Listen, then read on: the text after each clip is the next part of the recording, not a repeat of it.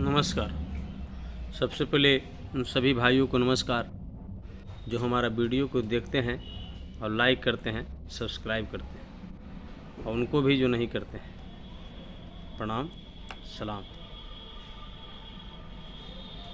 आज हम वीडियो बनाएंगे कि क्या नुकसान है ईशान कोना पर पखाना होने का, शौचालय होने का।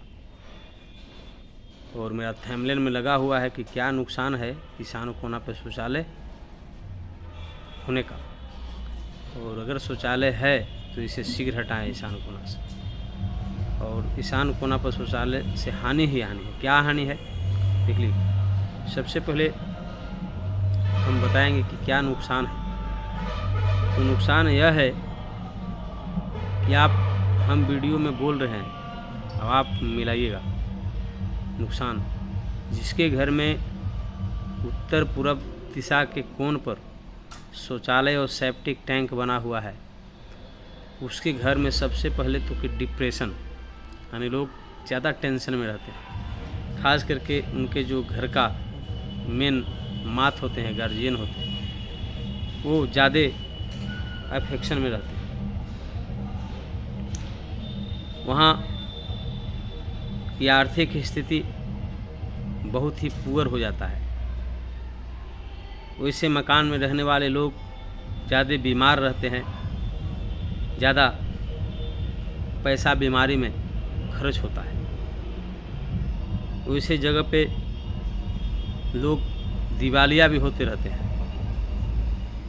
अगर बिजनेस चल रहा है तो चलते चलते एक बैग ग्रो रुक जाएगा बिजनेस का, और बिजनेस बंद तक हो सकता है। व्यवसाय, जर जमीन इत्यादि बिकने लगता है। जो भी जमा पूंजी है वह भी समाप्त होने लगता है। यानी आर्थिक, मानसिक और शारीरिक तीनों कष्ट बढ़ जाते हैं। यानी कि दुख का जो बादल है, संकट है, से आपके घर के ऊपर मंडराते रहते हैं और जल्दी जाने का नाम नहीं लेता। इसलिए कि ईशान कोना का शौचालय बहुत ही नाश करवाता है। और ऐसा है कि आपकी मतलब बुरा समय से निकलने का कोई मार्ग ही नहीं दिखाई देता। अंत में आप भटकते सारा जब पैसा समाप्त होने लगता है, घर द्वार बिकने के कंडीशन में आ जाता है, तब कहीं विद्वानों के शरण में जाते हैं। तो बहुत लोग तो पकड़ लेते हैं और बहुत लोग से पकड़ाता ही नहीं है। बस पूजा पाठ, हवन, भागवत कथा हो रहा है, लेकिन कोई प्रभाव नहीं और पड़ेगा भी नहीं।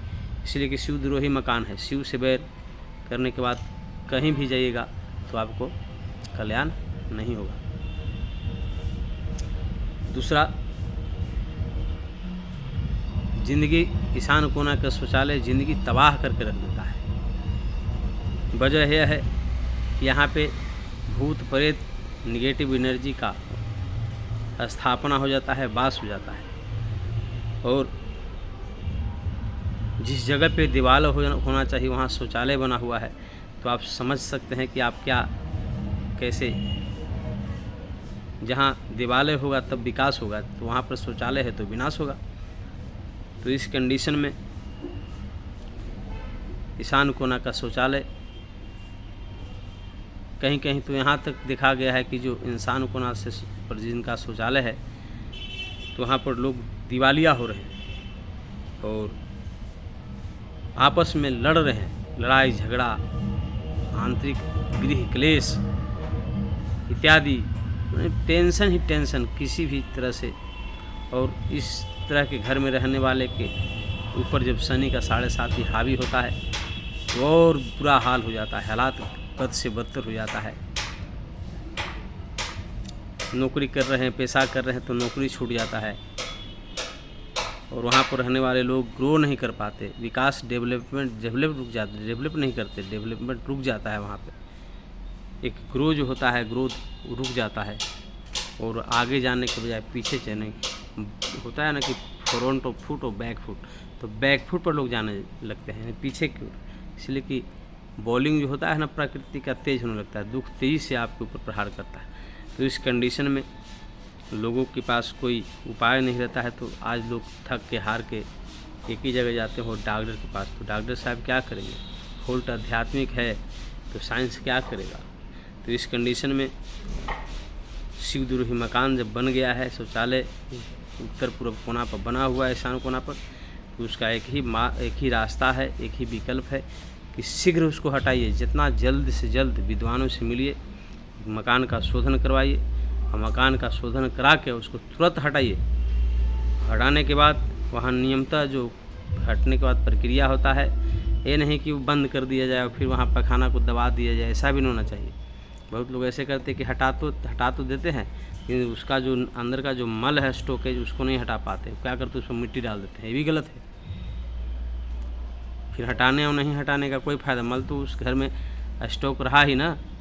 इसलिए इस कंडीशन में सबसे पहले जब हम शौचालय बंद करावेंगे तो वहाँ पे हम मल को किसी साफ़ सफाई करने वाले को बुला कर पूरा बढ़िया से साफ़ कराएंगे।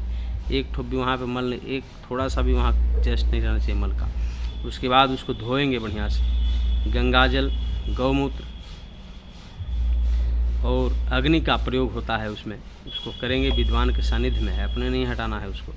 कोई अच्छे सानिध्य जो हटाते हैं और जो इस तरह के काम को करवाते हैं, उनसे संपर्क करके उसको हटाइए, जितना जल्दी हटाइए। और हटाकर और उसमें फिर हटाने का प्रोसेस यही है कि उसको सबसे पहले कि उसको हटाइए, बंद कर दीजिए। बंद करने के बाद शौचालय को साफ़ करा दीजिए मशीन से, या कोई आदमी जो नहीं उस तरह का है मिस्तर वगैरह, उसे हटा दीजिए। हटाने के बाद उसको अच्छा से धोवा दीजिए पानी से और उसको 1 महीना तक सूखने दीजिए। उसके बाद सूख जाए तो उसमें फिर पानी डाल कर नमक डालिए, उसमें 2-4 बोरा 10 बोरा नमक डालिए। उसके बाद सूख जाए तो फिर उसको अग्नि का प्रयोग करके आप पूरा उसको जलाकर और पूरा राख कर दीजिए। अग्नि की ताप से वहाँ पर का निगेटिव एनर्जी जल जाएगा। और इस कंडीशन में फिर उसमें गौमूत्र और गोबर गाय का इत्यादि डालकर और शुद्ध जगह की मिट्टी लाकर उसमें डाल के और वहाँ पे कुछ नारियल फेवरेट करके गाड़ दीजिए। और उसके बाद वहाँ पे गौशाला बना दीजिए पर 1-2 साल के लिए। उसके बाद फिर वहाँ दीवारें बनाइए तो ज़्यादा अच्छा रहेगा। देखिएगा जैसे ही आपका शौचालय हटेगा, देखिएगा जो भी डिप्रेशन, टेंशन या बीमारी वगैरह सब धीरे धीरे 1 से 2 साल में फिर जगह पर आ जाएगा, यानी कि समाप्त हो जाएगा आपका डिप्रेशन, टेंशन, कलह, आपसी जो प्रेम टूट गया है वो सब। तो हम वीडियो इसीलिए बनाते हैं कि आप लोग हमारा वीडियो से प्रभावित होइए। अपना मकान में जो शौचालय है ईशान कोना पर, उसको हटाइए। और हटाते समय अगर हटाना चाहते हैं तो हमसे संपर्क करिए।